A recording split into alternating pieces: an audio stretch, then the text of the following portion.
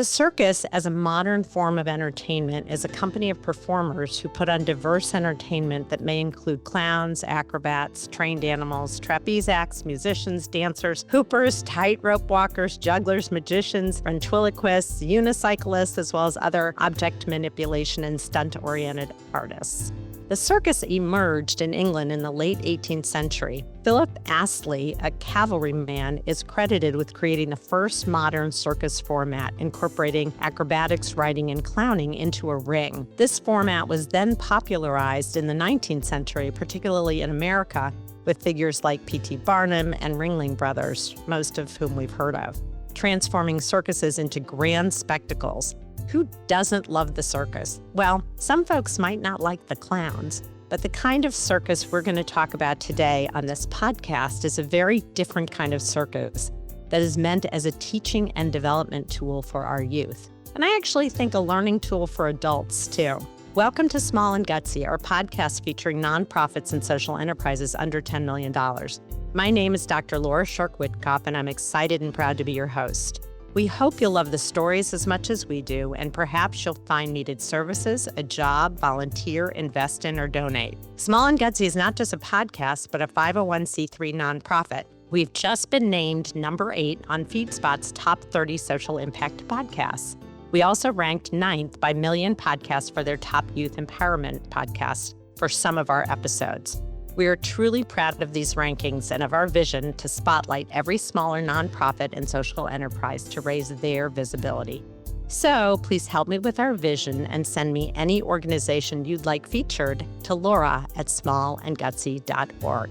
When preparing for this episode, I thought it really interesting that this organization intentionally chose the name Two-Bit as a forename for circus. Two-Bit meaning insignificant, cheap, or worthless. And then I thought, how clever, as it differentiates them from a typical circus, which is a passive activity, versus their type of circus, which is interactive, engaging, and may seem insignificant because they don't have glitzy big acts. But they are so much more. Two-Bit Circus Foundation is a Los Angeles-based 501c3 nonprofit that creates STEAM, science, tech, engineering, art, and math opportunities through their hands-on learning.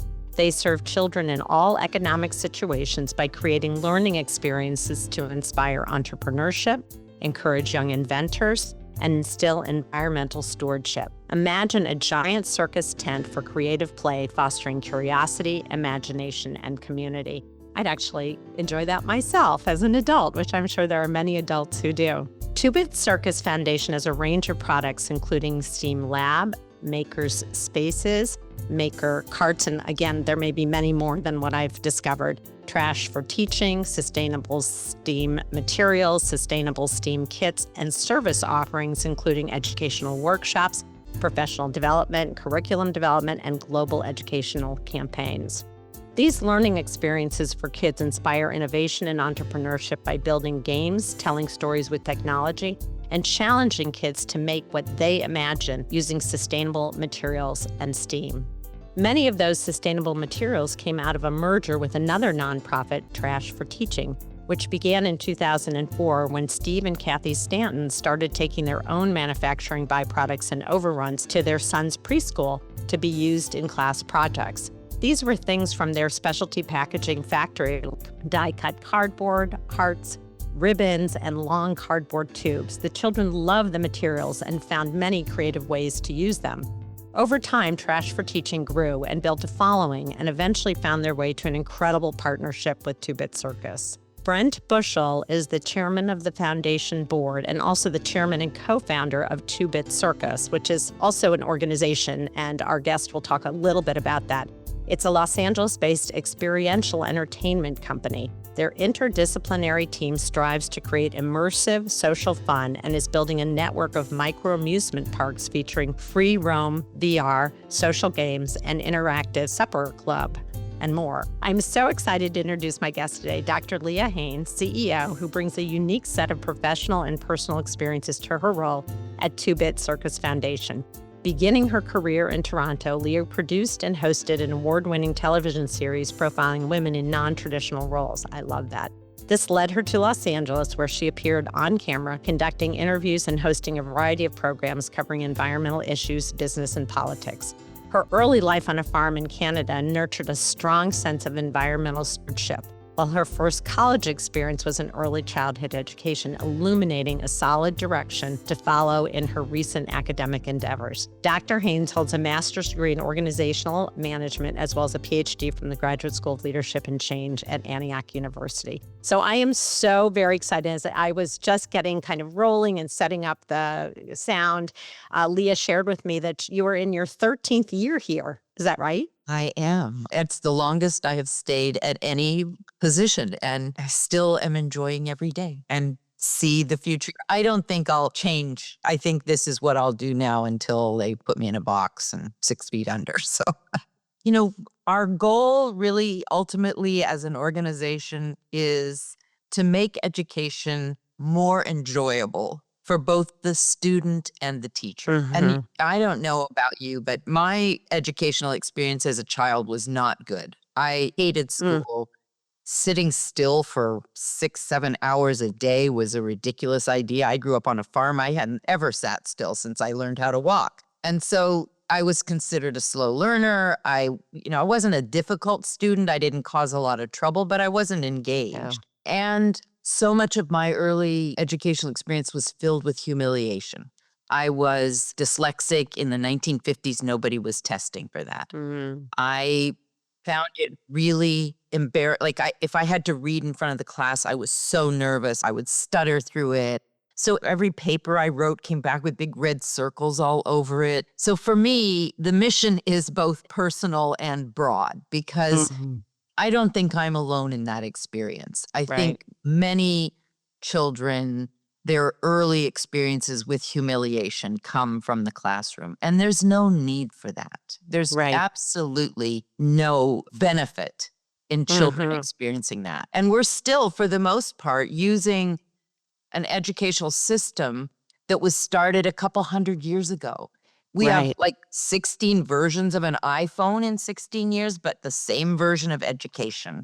When I was a child, the only real competition for your attention was, we had 3 television stations at the time. And they didn't work 24 hours a day. I was on a farm. So if the weather was bad, the antenna didn't work.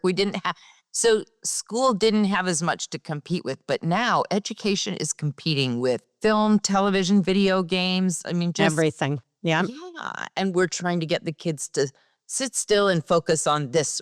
And classes are too long, too many lectures. Education should be based around doing as opposed to sitting and listening. There's a really great graph that I have in every deck that we use with any educator, and it talks about what we remember 2 weeks after an experience. And what we read, we remember 10% of it 2 weeks later. So true.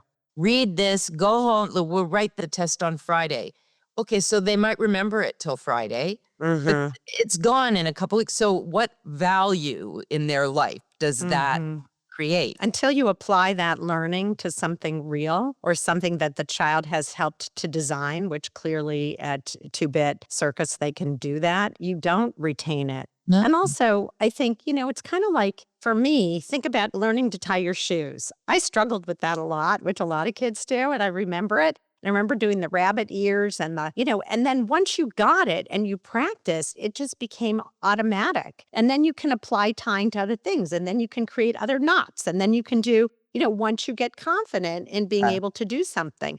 So I completely agree with you. And I'm saddened by the lack of creativity in our educational system. And that does not mean the teachers are poor it means that they are not often given the tools or the flexibility to be able to inspire curriculum in new ways. Because with the test that came down the pike when my kids were in elementary school, I have 4, and they're 7.5 years apart. And from when my first one went to kindergarten, where there was rich curriculum and really fun, engaging, amazing stuff that had to do with culture, and we were in public school, cultural activities and going to visit places, all of that was cut by the time my youngest got into kindergarten. And the focus was on reading and writing. And when you're a kid who, and my daughter's a voracious reader and did not really learn to read till probably between second and third grade.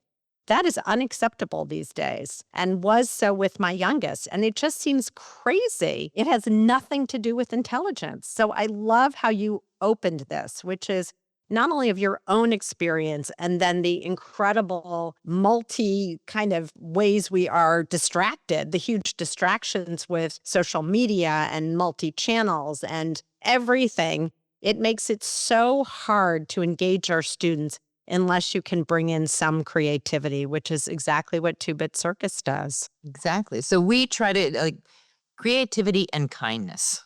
Right? I love that. Accepting. So we are big on group projects, collaboration. I don't know about you, but when I was a kid, that was called cheating. Yeah. We want kids to work together because Love it. we have this idea that all kids are supposed to be good at all subjects. And I don't have any adult friends who are good at everything. And I think setting kids up for that makes them critical of the kids who aren't good at the things they are good at. Right.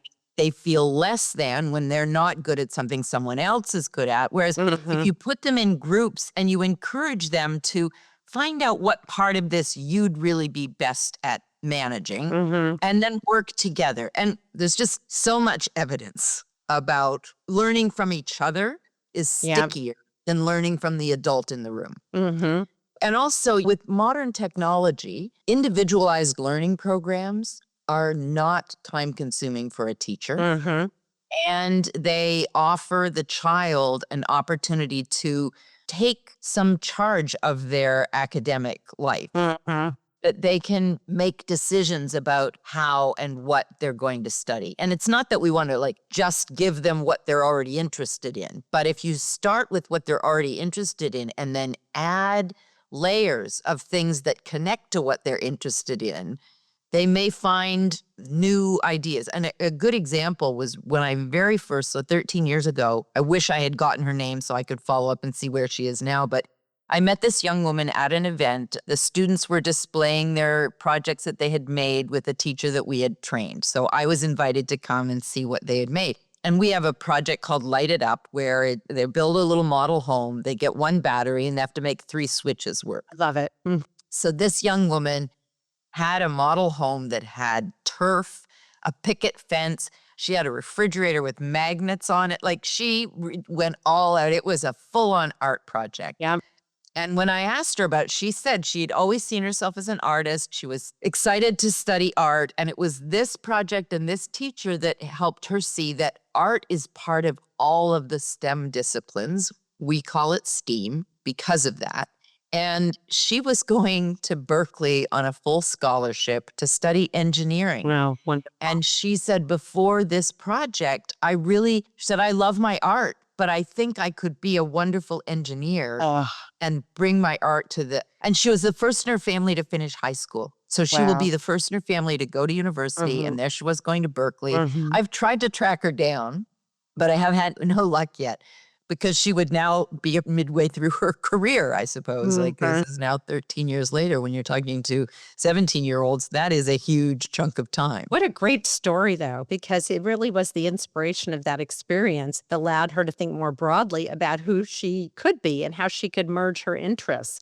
And how many of us have not really had the opportunity to be able to do that? And so really giving these kids the opportunity to explore. And I want to say something else about groups. I teach graduate school at USC, and I teach a group class, meaning I teach a class where they have to be in groups to work together. So many of the students don't necessarily like that because they don't want to work with somebody who in their mind isn't as competent or whatever. And what I try to emphasize is that everyone comes into the space with a different vantage point, and our subject is dealing with a social issue. And so if you don't get different perspectives on the social issue, you are missing huge chunks of possibly solving it or coming up with some ideas. And so that's what I love about the group idea. In the context that you share, what I love is you're really building empathy and compassion. You're really building the idea that you also learn better when you teach or instruct. as well as when you receive. And so it's this mutual outcome and it's this community building, but it's really this energy of pulling together and coming up with something. And, even if it doesn't work, if you experiment with something and it doesn't work, you've had the experience of trying it out. And I think that's such a beautiful example of teaching so many skills like leadership and being able to work collaboratively and learning different people's strengths. And when I ask my students to get into groups, because I don't assign them, I ask them to look around because we do these pitches in the beginning of trying to come up with social issues. And I say to them, look, it's really important that you think about someone who maybe is in the classroom who doesn't have your skill set so that you build a group of difference. And so you not only get different vantage points because obviously people come from different places, but you also get a group of different skill sets. If you all have the same skill set, you might all get along, but then you may be not with the best presentation in the end or the best recommendations, which is what they have to work on. So I love that premise. I think it's wonderful. Yeah, I love what you're doing at the graduate level too, because when they finish and they're in a job, they are going to work with people who are different ages, different cultures, different ideas, and different strengths. So it gives them, I actually think there were two things that came up while you were talking.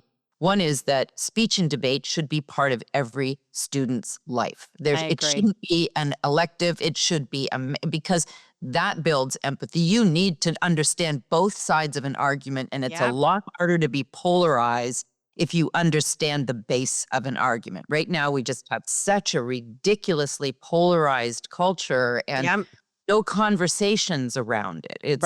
It's difficult to have a conversation right now around different political perspectives. And then the other thing that came up was AI. I am a big supporter. It's not going away. So finding a way to introduce it in an ethical practice. And I think the easy starting point for me is it's up to you, students. If you want to use AI, then what you do is you'll hand in your whole conversation. I love it. That's so perfect. Not just your papers. So we know then whether write me a paper on, or was it a research situation where you were asking AI to gather information for you and then polish it. As a dyslexic, had I had that as a kid, all that humiliation, red lines on everything, as soon as I got a paper back from a teacher, I turned it over. I didn't want anyone to see what the front of that paper looked like. And now everything I write, I run through ChatGPT for at the end of it and just ask it, please polish. Just great. I agree. One of my editors, when I did my dissertation, said to me, I get the impression you just sprinkle commas throughout the paper. I love it. Not necessarily, right? And for me, it would have saved me so much money during my PhD as well on editors, because that was probably another few $1,000s by the time I finished. It can all be done easily at this point. And I think the other thing, even if the student's not using AI to work with their paper, instead of the teacher spending the weekend grading all the papers, have the kids present their paper to the class. It gives them a chance to start with some public speaking experience in a small, closed environment, and then do a Q&A. And if they learn the material and ChatGPT helped them write it, it shouldn't matter to us. Did they learn it? I think assistive technology, which AI really can be, if it's used in that way, can be amazing. I think as a professor at the graduate level, the thing that I worry about is not only the lack of integrated learning, which is what you're talking about, that's a possibility, but also you have to really be conscious of citations. And ChatGPT or the AI doesn't really do that. So they have to go to their source and say, did this come from here? If I wrote this, this came from here, and they're doing a rewrite, but they have to really learn where it came from, make sure that it kind of makes sense. But I agree with you. I think it can be an amazing tool as an adjunct rather than as the primary go-to. So you write it and then you can put it through. And for me, I have a lot of foreign students, and so English is not their first language. And so it's very taxing. And it's also hard to read through papers and correct their English when I'm not an English professor. That's not what I'm supposed to be doing. But if I can't understand it, it's problematic. So I do agree, and I think it's here to stay, and we need to have parameters around it. But I do think there are ways to use it effectively. So we've sort of spent this initial time, which I love, kind of really fostering the idea of creative learning and group learning and integrated learning and using tactile kinesthetic experiences to try things out and see if they work, and group experience to build empathy and leadership and compassion. So share with me the ins and outs of the programs that you offer. I mentioned a few, probably not as many as you have, but I'd love to sort of start there and then move into some of the highlights that you'd love to share. Well, you mentioned Trash for Teaching, which is the origin of everything we're doing. And that's, gathering manufacturers, clean waste. We just bought a building. We have a 13,000 square foot warehouse. I'm very excited about that. Oh, great. And we bring the material in, clean, and then some things have to be defanged, take the sharp edges off if it's going to students. So my argument in favor of this material is that there are no instructions. We give children all these random materials, and we talk about the Makerspaces in a minute, but we fill the Makerspaces with all this random material. So you can ask the students okay, today I want you to make a robot. Great. Mm-hmm. And they have to come up with how to do that. Because if you buy an expensive robotics kit, all the design elements are taken care of. You follow the instructions, you have a robot. Right.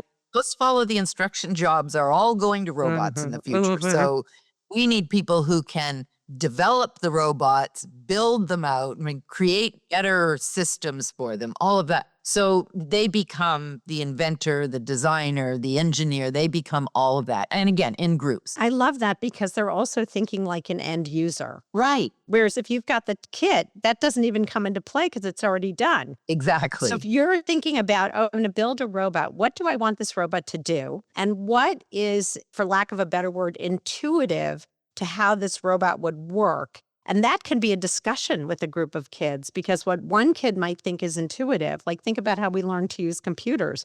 People who were creating it were like, oh, it's intuitive. And I'm thinking, I don't think it is. Like, I wouldn't press that button for this. So it's like, okay, wait, where did that language come from? So I love that they really have to. And of course, kids can be so much savvier because they've had a different level of integration early on in the computer world. But I love that because it forces them to think about, how do we want to, it's not just how do we want to build this, what do we want this robot to do? Right. And how will they do it? I love that. Yeah. Love it. We use the engineering design process for students like starting in second grade, because it also helps to create empathy. Who is this for? What will they need it for? How will they use Love it? So we build makerspaces in schools. We call them STEAM labs, and science, technology, engineering, art, and math. And we've created a book of projects that are all standards aligned. So for the teacher, it's an easy process to work their way through the book. And are these all public schools that you go into, or is it both? It's both, but the majority of the schools we work in are public schools. And I would say at least half are the lower performing schools that we're working. It's great. But private schools as well. And we've built makerspaces, over 500 makerspaces, mostly in the local community, but 4 in Nashville. Love it. Oh, that's great. And in my opinion, every classroom should have a makerspace at the back of the room. And every unit that a teacher is teaching should have something that the kids make at the end of it, even if it's a 10-minute making process, because the 10% of what they're going to remember, what they read, if you have them, okay, you're studying the missions, you just finished reading a book on the missions. If you have them make something that relates to the book or some point in the book that was important to them, it doesn't just mean that they'll remember 90% of what they made. Now it helps them remember more of what they read because they've attached something they made to it. Yeah, I love that. So that's an important part, in my opinion, of that element. Reminds me a little bit of when we were kids, we used to, or my kids, I don't think I did this, but I remember my kids doing this. You'd get a shoebox and you'd make a diorama of something, of whatever they read or whatever. I wish there had been more of that kind of thing. It was much more in isolation and not that often, but it really does reinforce the learning. I would flip the whole classroom around that as well. And I would have them, there would only be about 10 minutes of talking and then 40 minutes of making, because you can be talking to the kids while they're making about things that you want them to remember, because while they're making, they'll hear what's being said. I don't know about you, but there are times in my life when I'm trying to remember something and I'll remember, oh, I remember what I was looking out the windshield at this point. And that's when, so the association with what they're making and what we're trying to tell them is important there. That's great.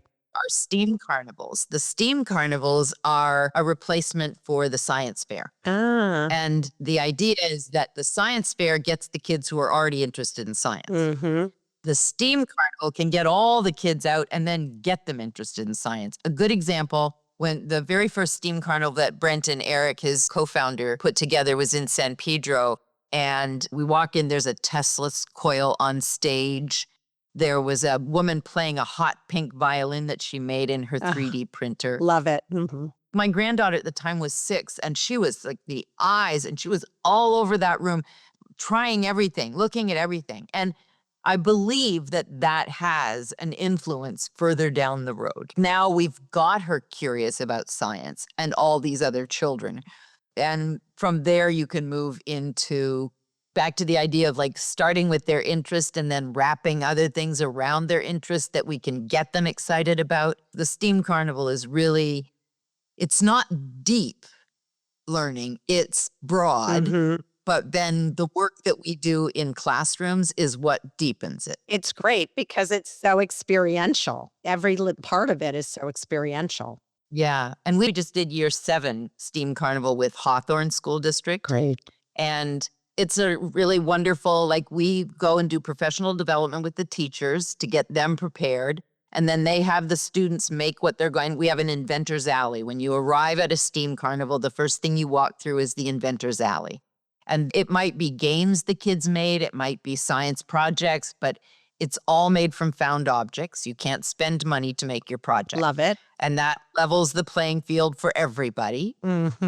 And it's been very successful. The first international one we did was in Australia just before the pandemic. Oh, that's great. Yeah. Oh, that must have been so fun. Yeah. It was wonderful and exhausting because here, when we do them locally, we have like 25, 30 people on our team that are there working on. There were 4 of us with some local volunteers. And so final day of the STEAM Carnival, I put 32,000 steps on my phone. Oh, I bet. I can only imagine. I was so happy to sit still for 17 hours coming home. I bet. I bet. So you had created a relationship with Australia Department of Education or a particular school, or how did that come about? They found us online and reached out. Love it. It was Perth, Australia, and I knew nothing of Australia before this. So when I was looking at flights, I said to the gal, I think I'm just going to fly everybody into Sydney and then we'll drive across country. It's like, I don't think so. Need about 10 days to do that. And I love it. oh, wait a minute. Okay. I love it. What an incredible experience, even though it sounds exhausting. And if they continued to do that? Yes, the city has continued doing them. And that's part of, like we will train groups to carry on our work. Love it. You don't get into the nonprofit world to get rich. You better be mission driven to do this work. Right. I also am the co-founder with Nolan Bushnell of an ed tech startup as well. And I feel like the ed tech startup, the goal there is curriculum in a video game that's strong enough as a video game that kids would want to play it on the weekend. Excellent. So for me, the ideal school, and we did outline in that, Nolan and I wrote a book together during the pandemic called Shaping the Future of Education. Love it. And in that, we outline what the perfect school day would be. And it sort of highlights why my working on the foundation and that makes sense. Because in a perfect world, we'd have the kids getting all their academics while playing a game. Testing would be a thing of the past because we know when they get to level 6 of the game, they're algebra ready. They've accomplished this. Like I was terrible at tests. I got so anxious. Be sick to my stomach. I couldn't. Right. So again, you're labeled a slow learner because your test results are a mess. And the country spends $25 billion a year on testing. It's ridiculous. And the value is not there. It just isn't there. It's just not. No. So they would do that in the morning, and then the afternoon they'd be in groups doing their projects. They'd be in the STEAM lab. They'd be playing basketball, and then you'd have a certain amount of the day where you're picking whatever physical activity you want to do. You want to go to the auditorium and dance? The music's on. You want to go to the basketball court? You want to run the track? That's okay too. Like whatever, as long as you're moving. Because there's all kinds of research as well about how much better we learn when our system is at peak performance. So exercising really rigorously for 20 minutes and then reading something you want to remember is really smart. Yeah, it's so true because your body and mind is so connected. And when we isolate those, we really are doing ourselves a disservice. And this is true for adults too. We live longer when we exercise. And there's a reason for that. That mind-body connection is significant. So in this, tech is a for-profit, I assume. It is a for-profit, yes. The tech, right. And so it's such a great idea to sort of merge those. And then is the foundation funded through the Two-Bit Circus? The corporate side? The corporate side. So yes, they were very generous with us, especially when we were first merging with them. They're two perfectly separate organizations. The 501c3 runs completely independently, but Two-Bit Circus has been very generous with us over the years. No, it's great. I figured it was a separate thing, but I also thought because you're funding, then do the school systems contribute because they're so tight anyway, or is everything you do for free? Well, I would say about half of the STEAM labs that we've built have been built with grants that we've gone out and raised money to get grants to fulfill that. And the other half, the schools have paid for it. Certainly in the private school. Yeah, that's a different issue. Yeah, exactly. When we were called Trash for Teaching, I referred to us as the Robin Hoods of rubbish because we charge in schools that can afford it and we bring it to the other schools. Perfect. I think that's a perfect philosophy. I love that. I love the term too. I think that's so great. And what I love is that you're reusing things that would end up in a dump. Yeah. Over 900 tons so far material that we have. That's amazing. I mean, that is preserving our environment. Exactly. Okay, so you've got these labs, you have these, used to be science fairs, but they're STEAM carnivals at this point, which is so great. And then you have the development for teachers, either prior or as you're building a maker space in a school. Once you then leave a school after you've done that, do teachers have access to you for consultation and be able to keep, because once it's created, you want it to obviously be used. And so do they come back and do different forms of development or come back for advice? Yeah. And we make the point every time we do a professional development that this is not a one and done situation with us, that we really want to be part of your collaborative team. If you're making something and you need something that you don't see in your makerspace, let us know. We'll try to source it for you and with you. And also, we do ongoing professional development. I love this experience. Yesterday was the first of a 2-day professional development we were doing at a school, and it was the end of the school year. The teachers are sitting there. You're arriving on time because they were told to, but they're so clearly not interested in being with us. And by about 20 minutes, 30 minutes into it, they're sitting up. They're taking part, and we tell them from the beginning, like the back of my T-shirt when I go out to those events says, we make learning fun. Right. What we do is we tell them right away, today you are the students, we are the teachers, and we're going to make this enjoyable. I love it. And yesterday was just so fabulous because they really came in not wanting to be there. And the principal was there from the minute we arrived and stayed for the entire day. Which is great. Was wonderful. And she was bubbly and enthusiastic. And really, all of the teachers by noon were excited to be there. We broke partway through a project they were building. And no, we can't. I'm just like, that's exactly what your students feel. When you stop something that they're in the middle of, that's what they feel. And it was just such a wonderful day. A couple of years ago, I was doing similar, only it was at the beginning of the school year. Yeah. And it was up in King County.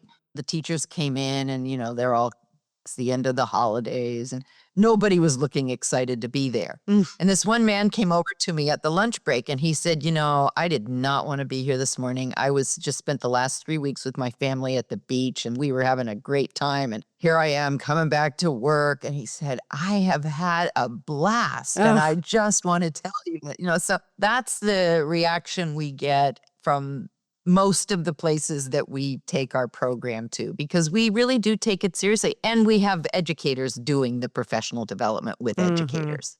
I love that. They know what it's like to be in the classroom. I mean, I taught early childhood education. I was a nursery school teacher when I was right out of college. And then I realized, like, if I wanted to make a living, I needed to do something else. And that's a really sad reality that is still true for early childhood education. sure. It's such an important time in the child's educational experience.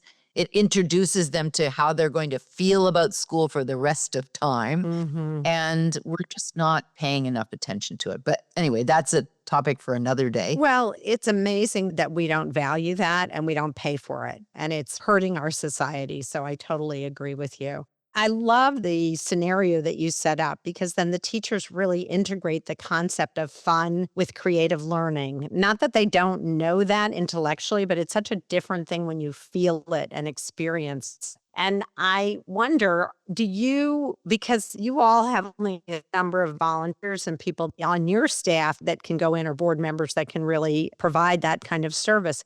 Do you see, or maybe there is something that exists, sort of the next gen of having teachers be trained so they can then participate in some of these at other schools? How is that sort of the sustainability piece? Yeah, we reached out to a local university that has a teacher education program. Perfect. To start working with their pre-service teachers. Love it. So we'll hire them as facilitators to work with us when we go out to do a community event or when we do STEAM carnivals. That we need a lot of people. And so they get a firsthand experience of bringing this into the classroom. So we're working with both undergrad and graduate students in education. I love that. The future of education has to be different than the past. I agree. And the only way we're going to do that is if we can expose new teachers to some new, because, we're not able to keep teachers in the classroom. And now Young teachers are leaving in about 5 years. A majority of them are leaving the profession after 5 years or within 5 years. And part of that, I think, is we're asking this current crop of digital natives to step back 20 years in technology to work in our system. You're going to do attendance by hand. You're going to, all of the things that should just be automatic and could all be put into a platform that would take care of a lot of it for us. We need to elevate what we're doing in education. And it's difficult to make change in education because you can't afford to make a mistake. Right. And a lot of leaders are afraid to step outside of the norm in case it goes wrong, because then their whole reputation is damaged by it. Yeah, it's tragic. I'm optimistic that change is coming, but it's hard. And they can't afford to stay in a profession that doesn't pay particularly well either. And so again, it goes back to what do we value? But again, that's a whole different discussion. So I love that you're preparing next gen, that you're really trying to integrate the learning so that a teacher has tools that they can then draw upon, go back to you, get some support, have the experience. So it feels like such a comprehensive approach to learning, using tools and creativity and leadership and group. So you're really bringing their experience as a teacher to life within the classroom. And so from my perspective, it keeps it engaging and lively and forward thinking rather than stuck in, we have to study for the test, we have to learn it this way. And so I think that philosophy, just if it could be more pervasive, which I know is your long-term goal when you think about it, because you want it to be. So you've shared a couple stories. I would love for you to share, because you've been there for so long and you've seen so many iterations. I'd love for you to share a few aha moments where either a student or a teacher or there was somebody who came back into your system and you thought, this is why I'm here, or sort of an aha moment. We do a project at the STEAM Carnivals now. We call it financial literacy. It's an immersive theater experience for kids to learn about intergenerational wealth. Ugh, I love it. A lot of volunteers because somebody has to be the rancher and somebody has to be the restaurateur. And we have all of these opportunities and careers in the room. And the students choose the career before they go into the room. And then when they choose that career, we know what their income is going to be. So we'd have that with them. And then they were, I would really like to buy a motorboat. I would love to have. So if you want to buy a motorboat, it will take you this long with this salary to buy your motorboat. So it helps them understand.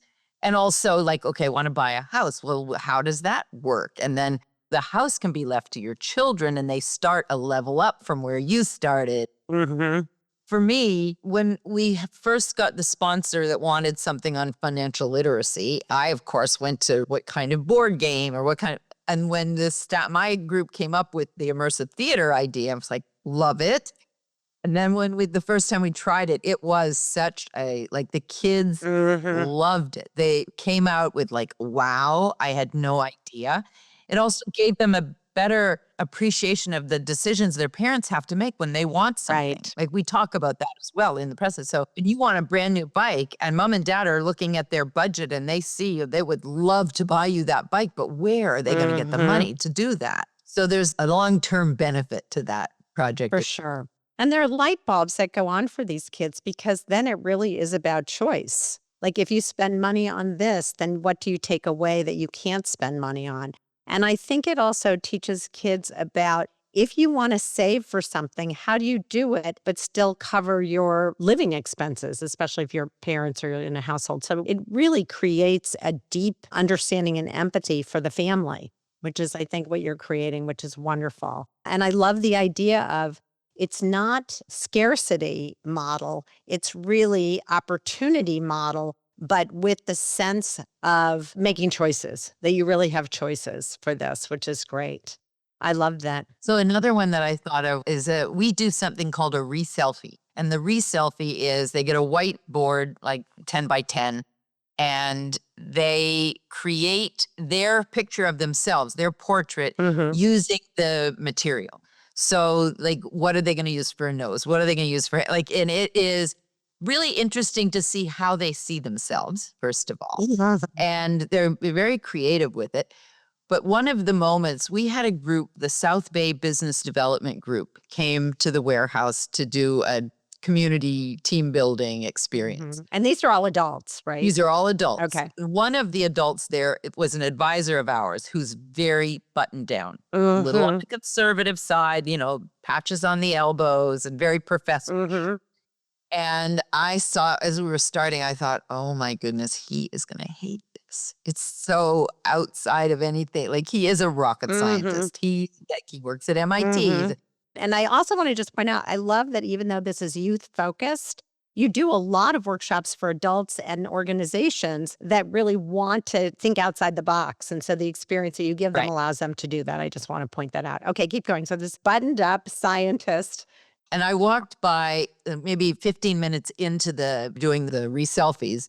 And I walked by and he looks up and he said, Leah, I haven't had this much fun since middle school. And I was just so like, yes, this is why we do what we do. Get people outside of our day-to-day routines and experience something new. And for him, just the ability to be creative and have fun with something for an evening. It's really, And also, my guess is that it's not just the object that you're creating, either with students or with adults, but it's also the processing or the discussion that comes with it. So spend a few minutes, in my class, I start each of my classes with 5 minutes of deep breathing mindfulness because I need to close out the crazy world and all the stuff that's going on so that I have students for that 2-hour block of time that is our time together. And I want them to recognize it's their time. And so let's close it out by actually marking it in a particular way. So tell me a little bit about that process. I'm going to adapt that, especially when we work with adults, because with kids, it's easy. They like the little ones, they come in, they're ready to try whatever. Raring to go. Yep. Right. Got it. The really little ones, like under 4th grade, I would say from 4th grade to high school, we have a generation of kids who don't want to try anything they don't already know. Right. Because it's shaming. Yep. It's the same thing you've been talking about. Yep. Exactly. So it takes us a little more time with that group, sometimes a little more coaxing. But we do a program where we have kids teaching kids how to code. Oh, I love it. And I just say each one teach one. And a lot of coding will be done by AI in the future, but we still need the kids to have an understanding of how that works. Absolutely. So that they can direct the robots to do what they want them to do. Absolutely. Yep. And in that one, it's been interesting because the kids who want to become the mentors, the teachers, and we do call them teachers when they're doing the class. So you might have I love it. 6th grade teachers teaching 4th grade students. And I love it. I think we ought to be doing that with a lot of subjects, like having the 7th grade students coaching the 4th grade students on their math, because it helps to remind the 7th grade students of the things they already know and give them some ownership of that. And kids learn from kids better than they learn from adults. Always. Is that usually in the same school that you do that? Kids who are from, so they'll see kids in the hallway, which is really nice because it's building community within that school, which is great. And so when you have a group of adults or even students, it does sound, how do you then process a closing of an activity? So let's take the one where the group did the self-portrait piece and you had this guy who said, I haven't had this much fun. How do you close out that activity where the then adults get to really integrate that experience moving forward? Well, we do a reflection at the end of it, and we talk about, like, how did you first feel when this was your Perfect. assignment? How did it make you feel? And most people are like, I was a little overwhelmed. I didn't know where to start. I don't want to look at myself, because you have a mirror in front of you, Yeah. and then you make your portrait with your mirror there. So there's always some discomfort of it. And most of the time we're working with teachers. So at that point, we're talking to them about that's how your student feels every time there's a new project that they have to. We need to help them wrap their minds around what is expected of them and how to approach it. And as much as possible, our reflections are always coming back to, like, that's how the students are feeling.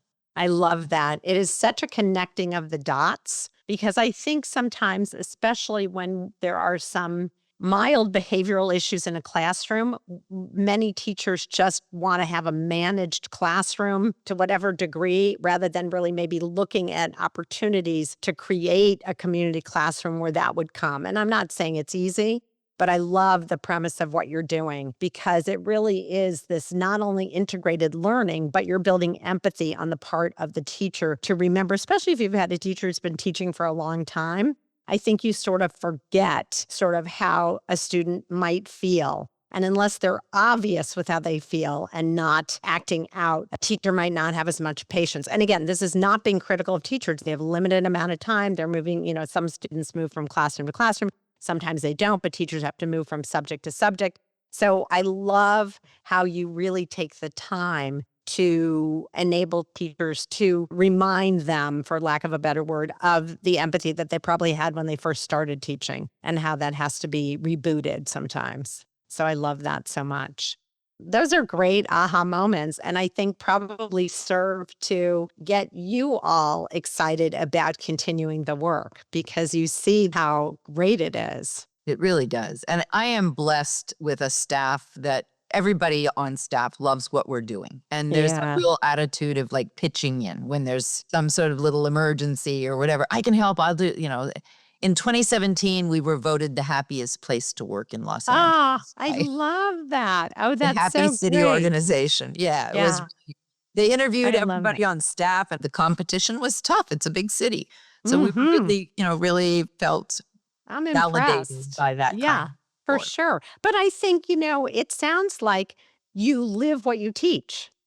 So as part of it, the creativity that comes through and the empathy and the not expecting everyone to know everything, but that you rely on one another like a little village, We because do. that's what you're trying to build. You're really reflective of what you're trying to do in the community of the schools in which you are, which I love. Thank you. I find the work we're doing so engaging and fulfilling. And Yeah. I'm a recovering entertainment industry person. Yeah. I produced and hosted a television series in Canada. I represented cinematographers, editors, production designers, all the below the line community down here for several years. And I enjoyed it. I enjoyed working with the folks.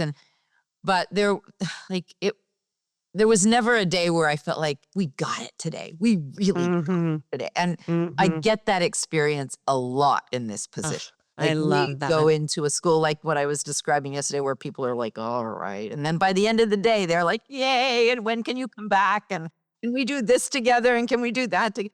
And also with the new building, we just moved in March, but our goal is by this fall to be able to open it up for teachers to come in and pick up material and Love it. do It's a great. quarterly professional development where we invite everyone who has a STEAM lab to join us for the day or for the morning. Oh, I love that so Keep that much. I also want to start a community of the Makerspaces of our STEAM labs where we could send out a challenge monthly where our challenge to your STEAM lab this month is build, whatever. This is so great because then it gives them something and then you can have a place maybe on your website or whatever where they get to post it. Yeah. So we again, wanted it to, builds community. Exactly. A museum of creations by students. So I just love that. And are you comfortable sharing where you're located?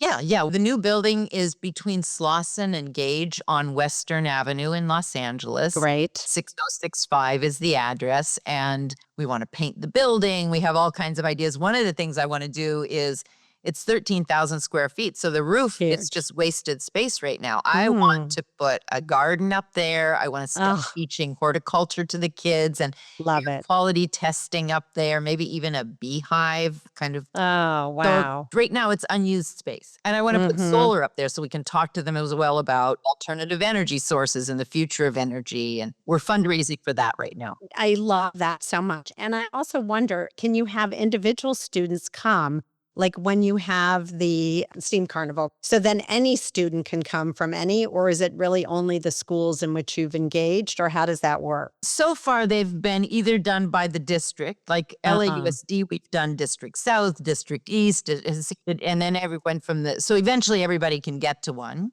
But like when we do the Hawthorne, anybody in Hawthorne, although I don't think they would turn anyone away. They're pretty open. They just don't advertise outside of the schools. Right. But it's nice because then you really have a community that then kind of is there together and they can build and work on it together, which is so great. Yeah. And the schools have found it's easier to get the PTA engaged once they've experienced one of the STEAM carnivals. So that's helpful for hospital. And my guess is that from those carnivals that you have been able to maybe recruit some volunteers from those experiences, right? So that's another way that you've extended that knowledge is then through a volunteer network, which is great. It's just parents do want to get involved. And they just, with recent years in the scaling down of curriculum to be teaching to a test, it's almost impossible to get engaged.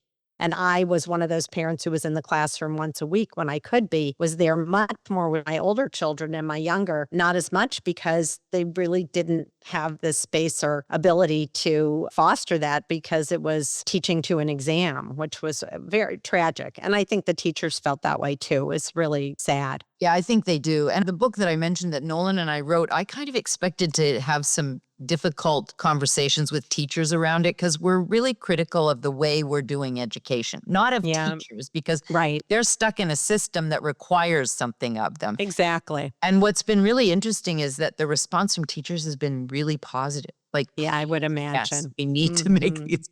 So, because it isn't about them. Their hands have been tied in many ways. And occasionally you'll have this really creative teacher who will sort of step outside, but they can get their hands slapped when they do. And so it's a really tricky, and they want to keep their jobs.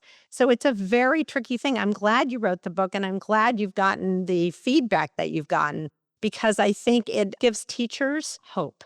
And I think it gives parents hope. And if I were to qualify one piece of what your organization does, because it's so engaging, it's the opposite of passivity, that you give people hope that they get to explore who they are, they get to explore their interests, they get to explore being in a group. And from that, where you pointed out early on with that young woman who ended up going into engineering, who would have never thought of it, is just phenomenal, because I never thought I was particularly good at math, because as a female, when I was growing up, we kind of told we weren't. And so you sort of shied away from that. And that is really tragic, because I think I'm just as competent as anyone else, but I never had the experience of it in some ways. So I thank you for that. I thank you for the tremendous contributions you have made in this area, and that you're continuing to do it, which is fabulous. So toward the end of our podcast, I ask a round of quick and gutsy questions, and they're just fun. There's no wrong answer. It's the way I like to teach. Anything is up for grabs. I do have a couple limitations, which I'll share with you, but are you ready for your quick and gutsy question? So what is at the top of your wish list for Two-Bit Circus Foundation? However, the answer can't be money or funding. So what's at the top of your wish list? This has been at the top of my wish list for almost a decade now, that there would be a version of what we do for Trash for Teaching in the collecting of manufacturers' clean waste, that there would be that available in every center around the world that has manufacturing. So great. It's so helpful to schools and to the planet. And the companies that donate material get a tax write-off instead of spending extra money to put it in landfill. Yeah. So it's a win for the manufacturers. The schools get all this magic material. They wouldn't otherwise have, or they'd have to purchase it. Right. And I love the Stantons who put that together. And I met both of them and did a retreat when they were Trash for Teaching, their own nonprofit. And I just had so much respect for the inception of it and how it sort of organically evolved. And I really think they're fabulous. So I love that the merger happened. It can't be that hard to create something where manufacturers could open up or have a place where they could send things and teachers could come pick up materials. I think that's a fabulous wish, and I hope it comes true. I think it's great. If you were to think of a song that describes Two-Bit Circus Foundation, what would it be? I think Bruce Springsteen's Born in the USA. I love it. And I'm Canadian, so I wasn't, but this organization was. Yeah, and it's really about kind of connection to the environment and the land and how important it is and the pride. It's really about pride. I love that so much. That's great. So what makes Two-Bit Circus Foundation gutsy? Because you're gutsy. What makes you gutsy? I think it's just how convinced we are that what we're doing is necessary. Because we get hit over the head with things all the time, and you're running down this road and it's going really well, and then whack, the pandemic. Like everything we do is hands-on and very face-to-face, and suddenly we can't go near anybody. So we had to quickly pivot and create some digital projects. And I think that we're determined. We believe in what we're doing. I love it. We just keep pushing through. Yeah. And I would say adaptable. Yes. Yeah. Very adaptable is what it sounds like to me. It's great. So what is something that outsiders, or maybe even a few insiders, don't know about Two-Bit Circus Foundation? Well, I guess they probably don't know that we're older than the corporate side of us. So the corporate side of Two-Bit Circus started in 2009 or 10, and our 501c3 started in 2004. So we changed our name to Two-Bit Circus Foundation, but our 501c3 is still the Trash for Teaching organization. Oh, Trash for Teaching. Is it still under Trash for Teaching? Yeah, we changed the name of Trash for Teaching to Two-Bit Circus Foundation, but made Trash for Teaching a division of what we do. Because, we also took on imagination.org is our 501c3 as well now. That's what grew out of the Canes Arcade video, and we do the Global Cardboard Challenge and all that around the imagination. And then LA Makerspace, which didn't have a makerspace, and we were building all these makerspaces. So they joined us both those organizations joined us in 2018. That's great. So I think people don't realize that Two-Bit Circus Foundation is sort of the umbrella, the big tent, if you will, and under the big tent are these. And the newest nonprofit that joined us is called Griffin Ed, which is a nonprofit. The goal, Tim Griffin's goal when he left the classroom, was to put as much of K through 8 curriculum to music, which he's done there's a song about achoriotic cells. There's a song, I Want to Be an Engineer. There's one called A Mathematician Like Me.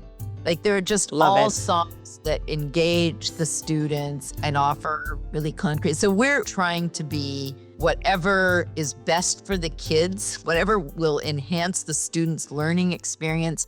We're open to bringing in. And then imagination.org and LA Makerspace were struggling financially and came with us because they had programs that matched what we were doing, and there was no overlap in sponsors. It was just a really healthy way to bring them under the big tent. With Griffin Ed, they were financially fine and doing really well, but Tim Griffin was also, he said, I've got my foot in 2 camps. I can't do justice to the foundation that I'd like to. Would you guys be willing to take on Griffin Ed? So he transferred the intellectual property to us, and he's on our board now, and he's just an all-around amazing guy. So we're now 5 nonprofits under that big tent. I love that. So do they each keep their own nonprofit status under that big tent?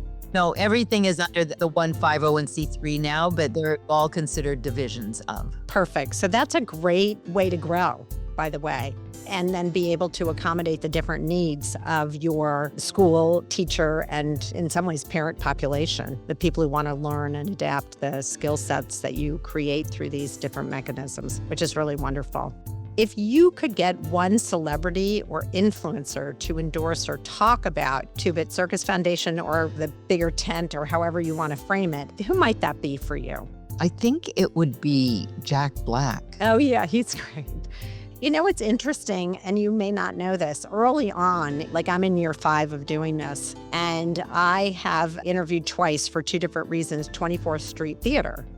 And he got his start there, or he was in the classes there, or might not have been there, but Debbie Devine, who runs that with her husband, Jay McAdams, Jack is on the board there. So I would love to have his engagement in what we're doing. I could make that introduction. Do you know 24th Street Theater? I don't. You would love them. They're down in LA near USC, and they do theater for young people, but with adult themes. And so it's just I love them. They've been doing it for a long time, probably 20 years, I'm not even sure. And they also have a Hispanic or Latin. They have a great guy who runs that program. And they work really with the kids who live in the city, who are around that area, who want to participate both in the acting world, but also behind the scenes. And they're just an incredible twosome. So I will, after this, I'll make an introduction. Thank you. And Jack Black, I think, is still on their board, but Debbie knew him as a shy student when she was teaching in the classroom. He's just so wonderful. To come in around theater stuff. It's so funny that you mentioned him. It's real funny. Was there a specific reason you mentioned him? Well, he came to Two-Bit Circus a few times in the Arts District with his kids. And just watching him with his kids and watching him interact with other people on the floor. And, you know, none of us wanted to bother anybody when they were there, but it was just so refreshing. And also watching his career, my son, who's now in his 40s, is a huge Jack Black fan from the time he was young, and just like everything he did was, and I respect the choices he's made in his career. I just think he's an all-around good guy. Yeah, I think that's such a great choice. But I want to take a moment because I want to know how people can reach you. You gave the address. How do people reach Two-Bit Circus Foundation? So Leah, Leah, at twobitcircus.org. And it's spelled out TWO, not the number. And any last thoughts that you want to share? Well, this has just been so enjoyable. We live this stuff, and I love to be able to talk about it. It reminds me, because I start thinking about, oh yeah, way back then. So I just really have appreciated the conversation. Thank you.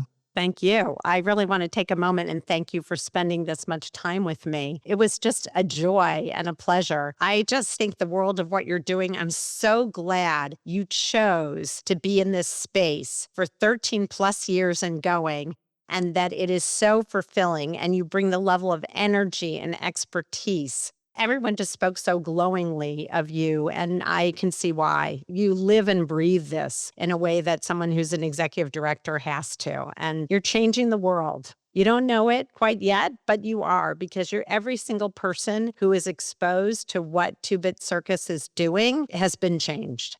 You're giving a gift to students in ways that you and I didn't have. Well, thank you. This is a great way to head into the weekend. I'm so glad.